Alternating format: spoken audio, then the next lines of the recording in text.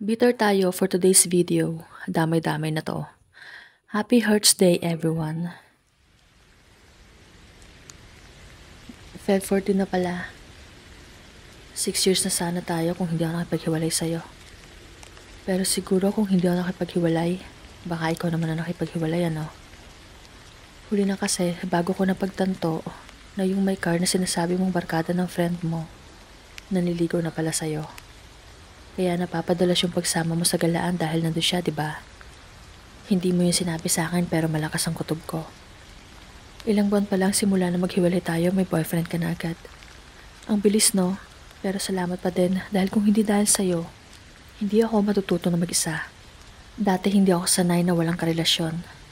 Sobrang takot ako mag-isa. Sobrang takot ako na maramdaman yung lungkot pag walang kasama. Kapag walang nakakausap. Pero tingnan mo naman ngayon.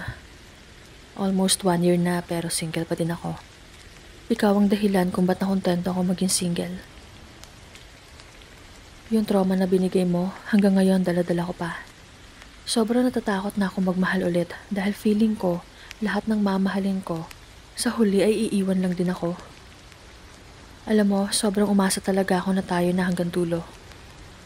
Yun kasi ang pagkakakilala ko sa'yo na magkaibigan pa lang tayo. Ang dami mong binitawan ng mga salita, mga plano para sa ating dalawa.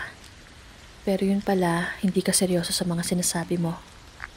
Hanggang salita lang pala ang lahat. Ang tanga ko lang kasi naniwala ako sa mga sinabi mo. Nung umuwi ka sa inyo, asang-asa ako na makakasunod ako sa probinsya mo. Asang-asa ako na magsasama tayo dyan sa bahay mo. Yun kasi ang sinabi mo sa akin nung bago pa lang tayo. Nagpa-drawing ka pa sa akin ng floor layout ng second floor ng bahay mo, di ba? Naalala mo? Gumawa naman ako dahil excited ako sa magiging resulta kung sakali. 2 room tapos may terrace. Ang ganda. Nakikinita ako ng itsura. Ando na ako sa part na nag-i-imagine ako na pinagsisilbihan kita. Na magkasama tayo sa hirap at ginhawa. Yun na ang plano ko, ang magsumikap sa buhay para makasunod sa'yo dyan. Pero yung mga plano na yun, sa akin lang pala yun. Ayaw mo palang maging part nun. Masyado mo akong pinaasa. Akala ko iba ka sa kanila. Almost 1 year na tayong hiwalay, pero araw-araw pa din ako minumulto ng mga alaala mo. Napakalupit. Hindi ko alam kung hanggang kailan ako magiging ganito. Gusto ko din namang sumaya ulit pero sa ngayon hindi ko pa kaya. Hanggang ngayon masamang-masama pa din ang loob ko sa'yo kahit na may part sa puso ko na gustong-gusto ka nang patawarin. Ang hirap aminin na hanggang ngayon, sobrang in love pa din ako sa'yo. Pero wala na. Ayaw ko na din naman na maging tayo ulit dahil kapag nangyari yun, alam kong masasaktan lang ulit ako. Masarap mong mahalin kaya lang nakakapagod. Ang gulo, diba? Madalas pa din kita mapanaginipan. Ang masaklap lang, boyfriend mo ang kasama mo sa panaginip ko. Hanggang sa panaginip gustong ipamukha sa akin na may iba ka na talaga. Kumusta naman kayo? Siguro lagi kanya dinadalaw. Siguro palagi kayo magkasama. Madami na siguro kayo napasyalan. Palagi ka sigurong masaya. Birthday ko bukas, babatiin mo kaya ako? Hindi na rin naman ako umaasa. Dahil nung tayo pa nga nakakalimot ka na, ngayon pa kaya.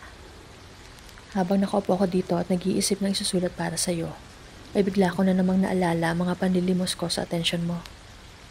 Grabe, nakakaawa pala ako dati. Araw-araw ako naghihintay kung kailan mo ako may isip na chat. May time pa nga na halos wala na, diba? Sobrang busy mo kasi. Ang dami ko talaga natutunan sa'yo. Nakatatak na tuloy sa akin ngayon na sa sunod na magmamahal ako, hindi na ako magiging one call away. Hindi na ako magiging available palagi. Alam mo kung bakit? Na-realize ko na pag ganun ako, ay lalo akong hindi pinapahalagahan. Alam kong darating din naman yung tamang tao para sa akin. Kailangan ko lang maghintay.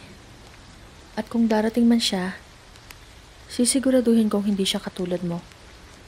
Madami pa akong gustong sabihin sa'yo pero sa ngayon ito na lang muna. Nailabas ko na yung sama ng loob ko na ilang buwan ko din kinikimkim sa puso ko. Hanggang dito na lang siya. Happy Valentine's Day.